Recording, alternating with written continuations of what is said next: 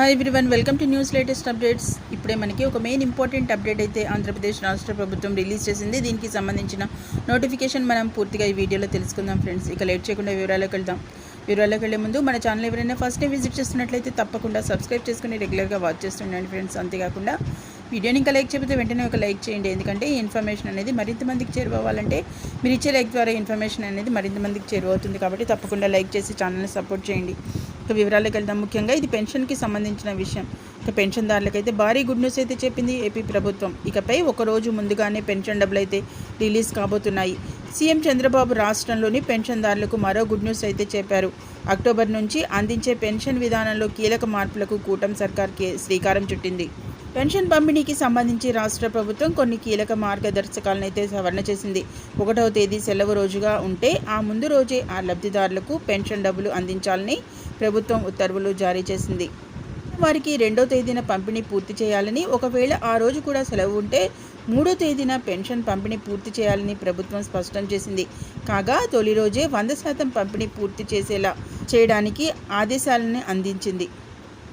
ప్రభుత్వం తీసుకున్న ఈ నిర్ణయంతో 1వ తేదీ సెలవు ఉంటే ఒకరోజు ముందుగానే సచివాలయ ఉద్యోగులు పెన్షన్ లబ్ధిదారులకు డబ్బులు అందించనున్నారు. దీంతో ఒకరోజు ముందుగానే పెన్షన్ డబ్బులు తీసుకోబోతున్నారు.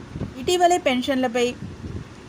పెన్షన్లపై ప్రభుత్వం కీలక నిర్ణయం అయితే తీసుకుంది. గత కొంతకాలంగా రాష్ట్ర వ్యాప్తంగా అందిస్తున్న సామాజిక పెన్షన్ల పంపిణీలో అవకతవకలు జరుగుతున్నాయనే అనుమానాలు అందరిలోనూ ఉన్నాయి. ఇకపై అటువంటి వాటికి ఆస్కారం లేకుండా చేయాలని చంద్రన్న సర్కార్ నడుం బిగించింది.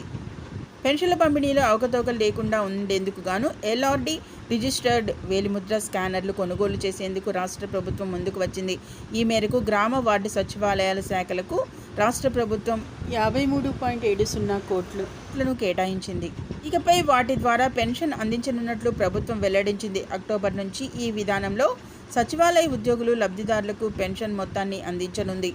చూశారు కదా, ఏదైతే ఇక పెన్షన్ లబ్ధిదారులు ఎవరైతే ఉన్నారో వారికి సంబంధించి అక్టోబర్ నుంచి ఈ విధానం అయితే అమల్లో కాబోతోంది. సచివాలయ ఉద్యోగులైతే ఏదైతే 1వ తారీఖున సెలవు దినం అయినట్లయితే ఆ ముందు రోజుగానే వీరందరికీ అయితే పెన్షన్లు అయితే పంపిణీ చేసే కార్యక్రమానికి గాను ఉత్తర్వులు అయితే జారీ చేసింది. ఈ నేపథ్యంలో రాబోయే అక్టోబర్ నెలలో ఏదైతే నెక్స్ట్ మంత్ నుంచి పెన్షన్దారులకు సంబంధించి ఒకవేళ 1వ తారీఖున హాలిడే ఉన్నట్లయితే ముందు రోజు మాత్రమే ఇక వీరికైతే 100% పెన్షన్లు పంపిణీ పూర్తి చేసే విధి విధానాన్ని అయితే కొనసాగించబోతున్నారు సచివాలయ ఉద్యోగులు.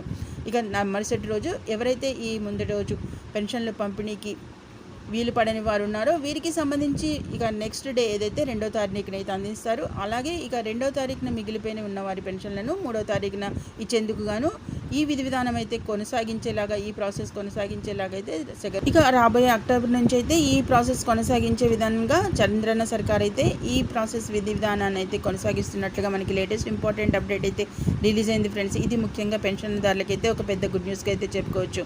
ఎందుకంటే 1వ తారీఖున అందుకునే పెన్షన్ని ఒకరోజు ముందుగానే అందుకుంటున్న నేపథ్యంలో పెన్షన్దారులకైతే ఇది గుడ్ న్యూస్. ఈ విషయాన్ని అయితే మీ ఫ్రెండ్స్ అండ్ ఫ్యామిలీ మెంబర్స్ అందరికీ షేర్ చేసి ఇక వీడియోని అయితే వైరల్ చేయండి. అంతేకాకుండా ఈ వీడియోపై మీ కామెంట్ని తప్పకుండా కామెంట్ సెక్షన్లో అయితే తెలియచేయండి. అంతేకాకుండా వీడియోని ఇంకా లైక్ చేయకపోతే వెంటనే ఒక లైక్ ఇచ్చే ఛానల్ని సపోర్ట్ చేయండి. Okay, thank you for watching.